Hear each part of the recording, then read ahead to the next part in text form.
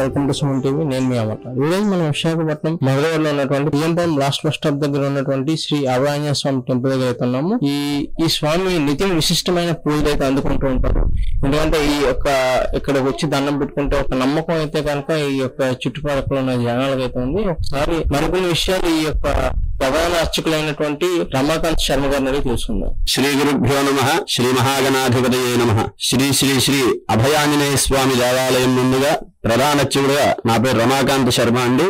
2019లో స్వామివారి ప్రతిష్టాపన జరిగింది. అప్పటి నుంచి కూడా స్వామివారికి ఘనంగా ప్రతిరోజు కూడా పంచామృత అభిషేకాలు, అలాగే మంగళవారం వస్తే ఆకుపూజ, సింధూరార్చనతోని స్వామివారు కైంకర్యాలు స్వీకరించుతున్నాయి. కాబట్టి ఆ స్వామివారిని ఎవరైనా ఈ పురప్రజలు ప్రతి ఒక్కరు కూడా ఒక నమ్మకం ఉంది. ఇక్కడ స్వామివారిని దర్శించుకోవడం వల్ల సకల అభీష్టాలు కూడా సిద్ధించి స్వామివారి కృపకు పాత్రలు అవుతారని పురప్రజలందరికీ కూడా ఒక నమ్మకం ఉన్నదండి. మనోజం మారుతుల్య వేగం జితేంద్రియం బుద్ధిమతాం వరిష్టం వాతాత్మజం వానరయోధముత్రం శ్రీరామదూతం శిరసా నమామి. స్వామివారిని తలవగానే కలియుగంలో కపి గణేశ్వర చండి అండి. అలాగే గణేశ్వర కపి అంటే ఆంజనేయ స్వామి అండి. ఈ ఆంజనేయ స్వామి కలియుగంలో ఎవరైతే ఆరాధన చేస్తారో సమస్త గ్రహ బాధల నుంచి కూడా విముక్తి అయ్యి స్వామివారి ఆశీస్సులు తీసుకుని స్వామివారి అనుగ్రహం పొందుతారని ఒక పురాణంలో కిష్కింధకాండ అని పురాణంలో కూడా స్వామివారి గురించి విశేషంగా చెప్పబడి జరిగింది. శుభం. ఆలయ ధర్మకర్తగా వ్యవహరిస్తున్న పోతున ప్రసాద్ గారు ఈ ఆలయ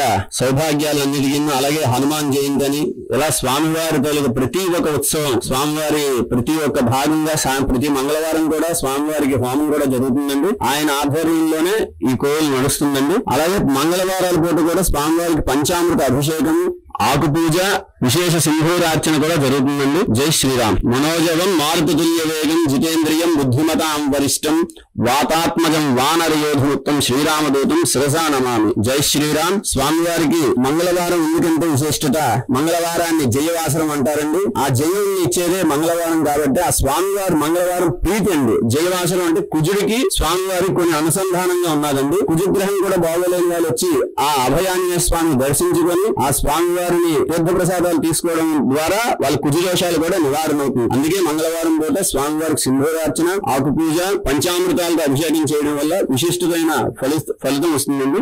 జై శ్రీరామ్. అలాగే మంగళవారం పూట స్వామివారికి 108 ప్రదక్షిణ చేయడం వల్ల కామ్యసిద్ధి, కార్యసిద్ధి జరుగుతుందండి. మన కామ్యం ఏమైనా సిద్ధించాలనుకుంటే 11 ప్రదక్షిణం చేసి మనం మొక్కుకోవడం వల్ల ఆ కామ్యసిద్ధి అయిన తర్వాత స్వామివారి దగ్గరకు వచ్చి 108 ప్రదక్షిణ చేశాయని మన ప్రదక్షిణ చేస్తే స్వామివారి అనుగ్రహం ఖచ్చితంగా కలుగుతుందండి. మంగళవారం పూట కూడా నీటితోని ముందు అంటే నిమ్మకాయ దీపం కూడా వెలిగిస్తే కుజదోషాలు, అలాగే స్వామివారికి ఏదైనా మనకి పీడకళ్ళు గట్రా వచ్చినా భూత ప్రేత విశాచాల నుంచి కూడా స్వామివారు మనకు రక్షిస్తారని పురాణ గాథల్లో కూడా ఆంజనేయ స్వామి గారి గురించి చాలా విశేషమైన అనుభవమైన ప్రతి ఒక్కరు కూడా కిష్కింధకాండ సుందరాకాండలో ఒక భాగం ఉండదు. ఆ స్వామివారి కోసం విశేషంగా ఉంటుంది. ప్రతి ఒక్కరూ కూడా ఈ మంగళవారం నాడు గాని లేకపోతే స్వామివారిని ఎప్పుడైనా ఆరాధించవచ్చండి. మంగళవారం నాడు ఆరాధన చేయడం వల్ల విశేష ఫలితం ఉంటుంది. జై శ్రీరామ్. ఈ పిఎంపల్లిలో నెలకొన్నటువంటి శ్రీ శ్రీ శ్రీ అభయాంజనేయ స్వామి వారి దేవాలయం ఏదైతే ఉందో ఈ ఆలయ ధర్మకర్త పోతున ప్రసాద్ గారితో ఒకసారి మాట్లాడి చూద్దాం.